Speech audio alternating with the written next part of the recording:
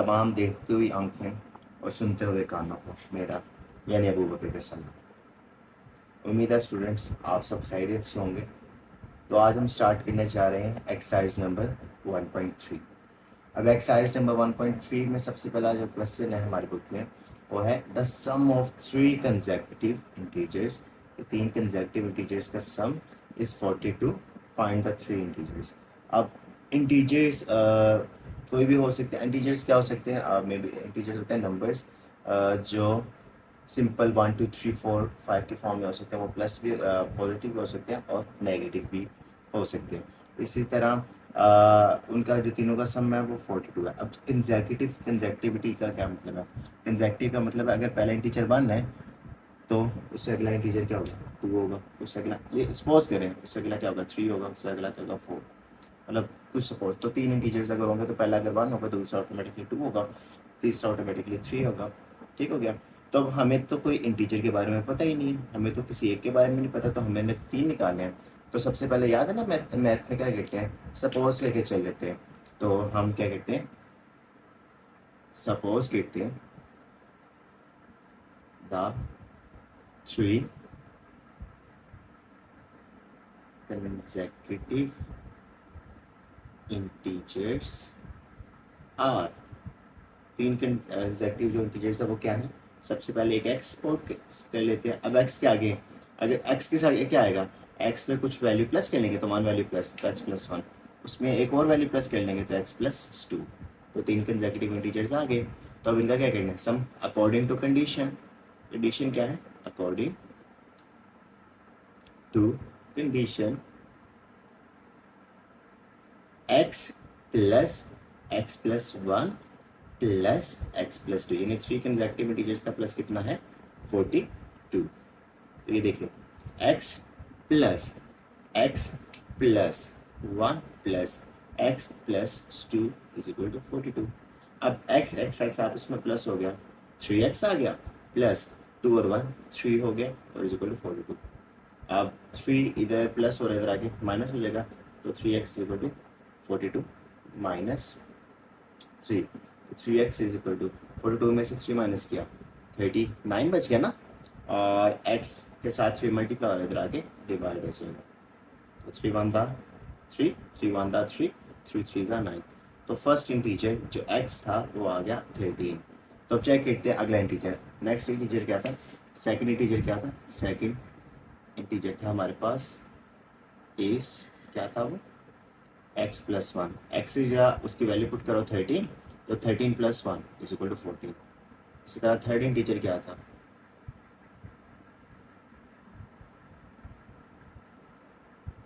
x plus 2।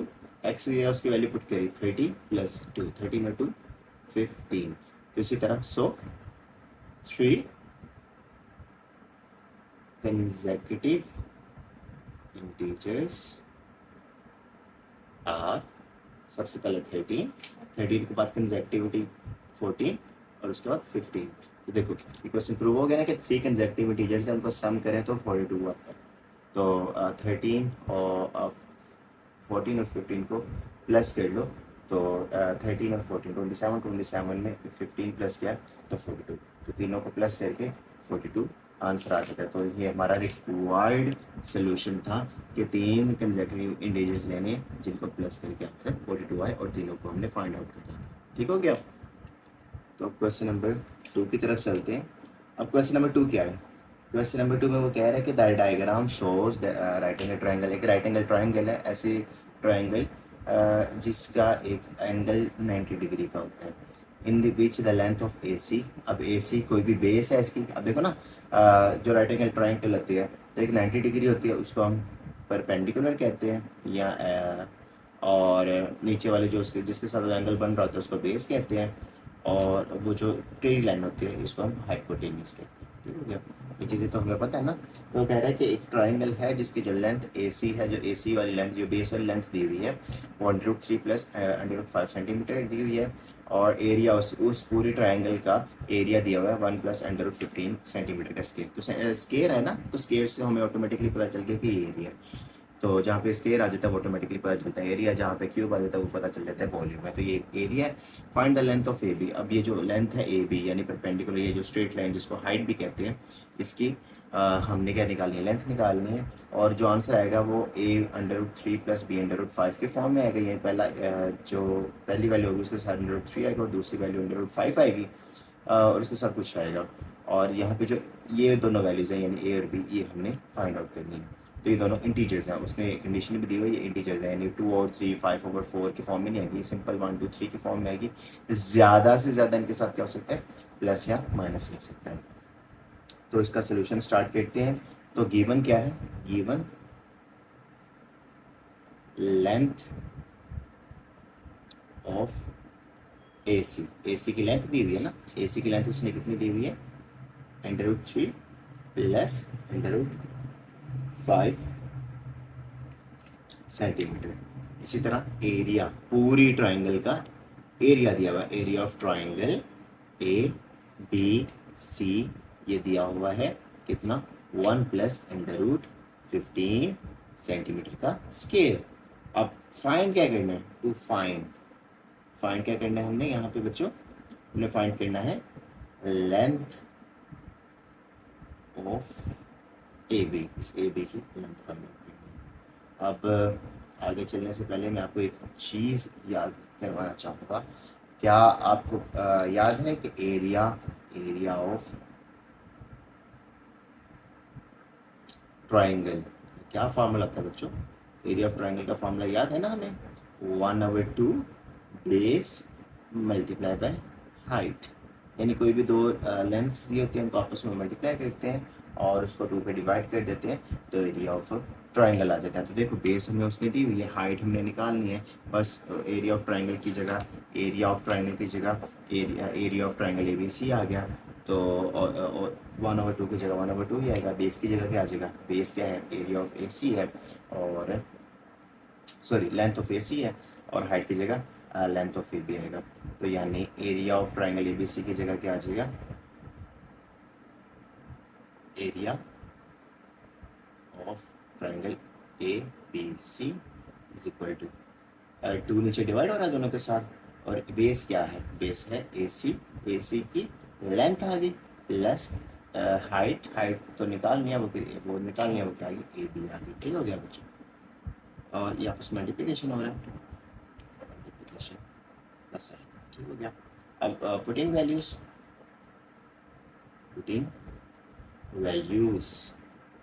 Put करना। Triangle ABC की क्या वैल्यू है, एरिया 1 प्लस √15, ठीक है।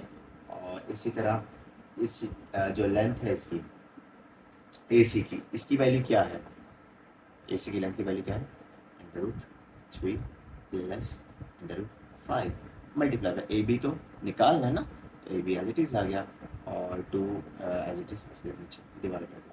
ठीक हो गया। अब सिंपल 2 इधर जाके मल्टीप्लाई हो जाएगा और ये इधर आके डिवाइड हो जाएगा इसके साथ। तो क्या आ जाएगा, 2 × 1 plus √15 divide by √3 plus √5 is equal to AB। अब देखो यहाँ पे AB आ गया और AB ही निकालना ना, तो AB का ही आंसर आ गया। हाँ, लगने में ऐसा लग रहा है ना कि ये AB का आंसर आ गया, लेकिन ये रैशनलाइज्ड फॉर्म में नहीं है।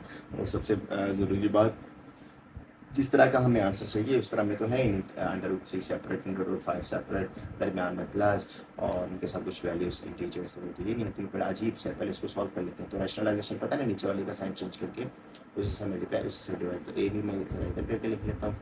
तो 1 प्लस √15 और √3 प्लस √5, इसी का साइन चेंज करके इसी से मल्टीप्लाई एंड इसी से डिवाइड। ठीक है बच्चों, आप ऊपर वाले को ऊपर से मल्टीप्लाई AB, ठीक है। तो 2 बाहर ही रहने दो, 1 को √3 से मल्टीप्लाई किया √3, 1 को 5 से मल्टीप्लाई किया √5 से मल्टीप्लाई किया √5 प्लस माइनस माइनस। अब 15 है ना, तो इसको कुछ इस तरह करके लिख लो, पहले मल्टीप्लाई कर लो, plus plus plus √15 multiply by 3, इस तरह plus plus plus minus minus और under root 15 multiply by under root 5, ठीक हो गया। और इस तरह ब्रैकेट क्लोज होगी और नीचे क्या आ गया, ए प्लस बी और ए माइनस बी आ गया, ठीक हो गया। ए प्लस बी आ गया और ए माइनस बी आ गया, ठीक है। अब ऊपर सिंपली मल्टीप्लिकेशन करवाना जरा, 2 अंडर रूट 3 ये तो नहीं ना होगा, एंड माइनस अंडर रूट 5 ये भी नहीं सॉल्व होगा। अब 15 की जगह लिख सकता हूँ 5 मल्टीप्लाई बाई 3, 5 3 15 और मल्टीप्लाई बाई 3, ठीक हो गया। इस तरह अंडर रूट 15 की जगह लिख सकता हूँ 5 मल्टीप्लाई बाई 3 लिख लो या 3 मल्टीप्लाई बाई 5, जिस तरह से करो जैसा तो मल्टीप्लाई बाई 5। अब देखो इसका फ़ायदा क्या होगा, ये ए प्लस बी ए माइनस बी, ए का स्केयर माइनस बी का स्केयर आ जाएगा, ठीक हो गया। ये तो रैशनलाइजेशन याद है ना, पिछली बार हम करते आ गए। ए बी का क्या आ गया 2 इंटू ये तो ना सोल्व होगा, अंडर रूट 3 ऐसे आ गया माइनस अंडर रूट 5 आ गया और plus under root 3 under root 3 का स्केयर सेपरेट कर लो और अंडर रूट 5 सेपरेट कर लो, माइनस क्योंकि प्लस माइनस माइनस है ना, माइनस अंडर रूट 3 सेपरेट कर लो और अंडर रूट 5 का स्केयर सेपरेट कर लो, ठीक हो गया। पहले लिख लो बाद में लिखो, कोई मसला नहीं है। प्लस स्केयर कट गया इसके साथ, स्केयर अंडर रूट के साथ 3 माइनस 5 आ गया। अभी बच्चों यहाँ पे क्या आ गया, ए बी और 2 into under root 3 minus under root 5, 3 इससे कट गया तो प्लस 3 अंडर रूट 5 माइनस, और यहाँ पे क्या आ गया अंडर रूट या 5 आ गया, 5 स्क्वायर रूट अंडर रूट से कट गया और अंडर रूट 3 आ गया। तो ओके, तो 3 माइनस 5 माइनस 2, ठीक है बच्चों, यहाँ तक कोई इशू नहीं है। देखो अंडर रूट 3 अब अंडर रूट 3 वाले के साथ होगा, पहले मैं इकट्ठा करके लिख लेता हूँ, ए बी और 2 इंटू अगले स्टेप में इसको भी काट देंगे, under root 3 minus 5 under root 3 इकट्ठा करके लिख दिया, minus under root 5 plus 3 under root 5 ये इकट्ठा करके लिख दिया ओवर माइनस 2। अब 2 से कट गया तो नीचे सिंपल माइनस आएगा तो माइनस ऊपर शिफ्ट करवा देते हैं, तो इसको ज़रा आगे पेज पर शिफ्ट कर लें, तो इसको शिफ्ट कर देते हैं। तो ए बी की जो लेंथ निकालनी है ये माइनस ऊपर शिफ्ट कर लिया ब्रैकेट अंदर, और पहले मैं क्वेश्चन का ये जो पिछला स्टेप है इसको मैं राइट कर लूँगा ताकि हमें मुश्किल ना सॉल्व करनी ठीक होगी।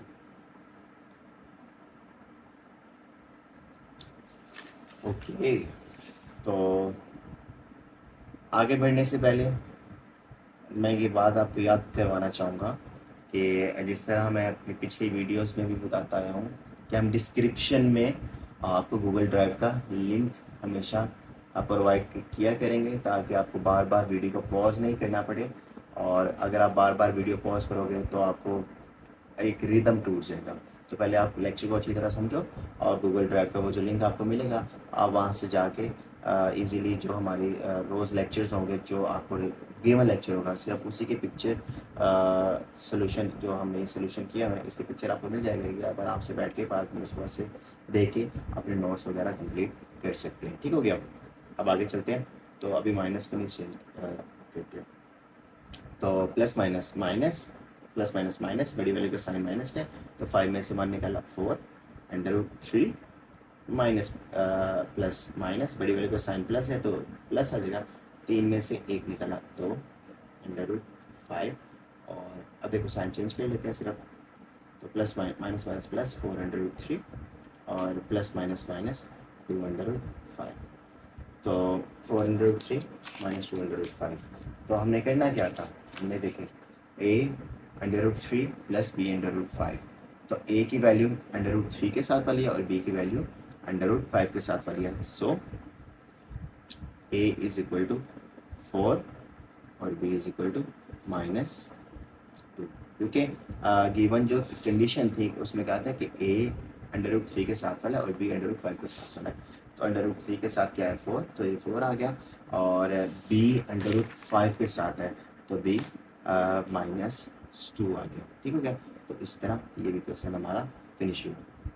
तो अगला क्वेश्चन हम स्टार्ट करते हैं, क्वेश्चन नंबर 3। क्वेश्चन नंबर 3 में वो क्या कहते हैं, वो कहते हैं कि a rectangle has sides of length 2 plus under root 18 and 4 minus under root 2 meter. Express the area in the form of the a plus b under root 2 where a and b are integers. तो area of rectangle निकालना है, वो तो हमें simple पता है कि अगर एरिया ऑफ रेक्टेंगल का फॉर्मूला क्या होता है, लेंथ मल्टीप्लाई बाय ब्रीथ। ठीक है, अगर एक को आप लेंथ कह दोगे तो दूसरा ऑटोमेटिकली ब्रीथ हो जाएगा। लेकिन ऑटोमेटिक करने से पहले थोड़ा सा इसको सोल्व भी करना। ये देखें, ये इरेशनल फॉर्म है, इसको रैशनलाइज करना पड़ेगा और ये थोड़ा सा सॉल्व, इसको सॉल्व कर लेता हूँ। तो इसको मैं ना लेंथ कर देता हूँ। तो वी कैन से हम कह देते हैं लेंथ, लेंथ किसके इक्वल है, 2 प्लस अंडर रूट 18। ठीक हो गया। अब 2 प्लस 18 सॉल्व हो सकते हैं ना, 18 कैसे सॉल्व होगा, 9 2 ज़ा 18। इसी तरह 2 प्लस अंडर रूट 9 अलहदा अंडर रूट 2 अलहदा। इसी तरह 2 प्लस अंडर रूट 9 यानी 3 का स्क्वायर हो जाएगा और अंडर रूट 2 आ जाएगा। अब ये इससे कट जाएगा और इसी तरह हमारे पास लेंथ क्या आ जाएगी, length is equal to 2 plus 3 under root 2।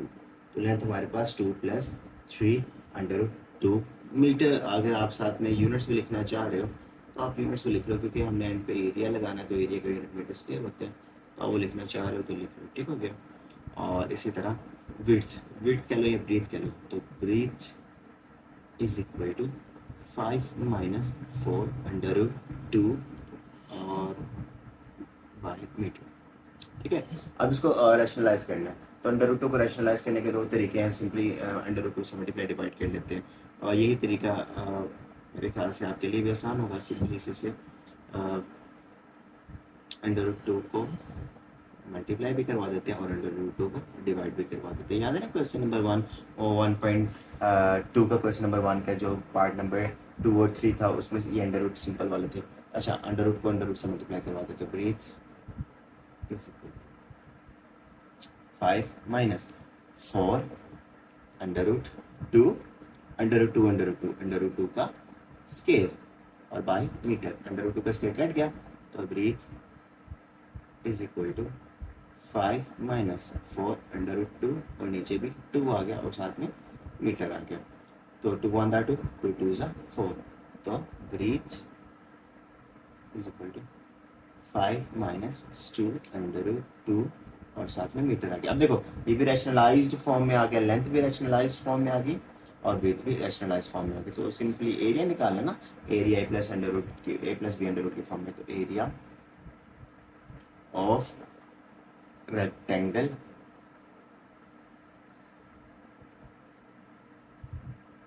Length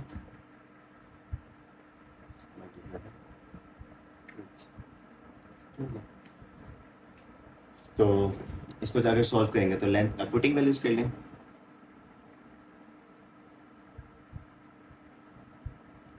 तो पुटिंग वैल्यूज में लेंथ की वैल्यू क्या आ गई, 2 प्लस 3 अंडर रूट 2 और ब्रीथ की क्या वैल्यू आ गई, 5 माइनस 2 अंडर रूट 2।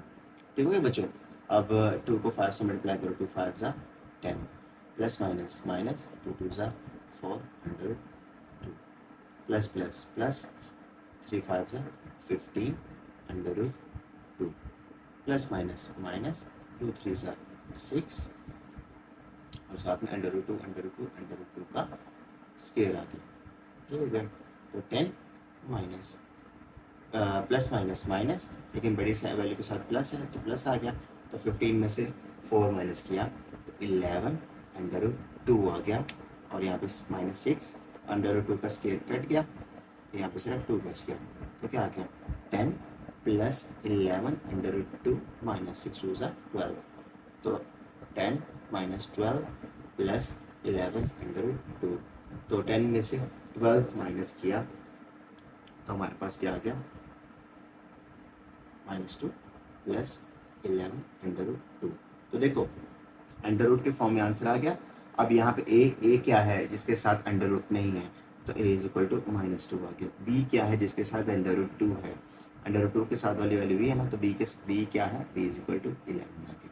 ठीक हो गया। तो इस तरह a और b की वैल्यू भी आ गई और हमने एरिया भी फाइंड आउट कर लिया, किसका, एरिया ऑफ रेक्टेंगल। तो उम्मीद करता हूँ कि आज का लेक्चर आपके लिए इंफॉर्मेटिव रहा होगा, और अगर आप इस तरह के मज़ीद लेक्चर देखना चाहते हैं तो हमारे चैनल से जुड़े रहिए, और इसी तरह अपने दोस्तों से इस चैनल को शेयर करें, मज़ीद वीडियोस को शेयर करें, और अगर आप कोई क्वेरी है तो कमेंट सेक्शन में आप पूछ सकते हैं। मैं पूरी कोशिश करूँगा कि मैं हर कमेंट का रिप्लाई करूँ। शुक्रिया।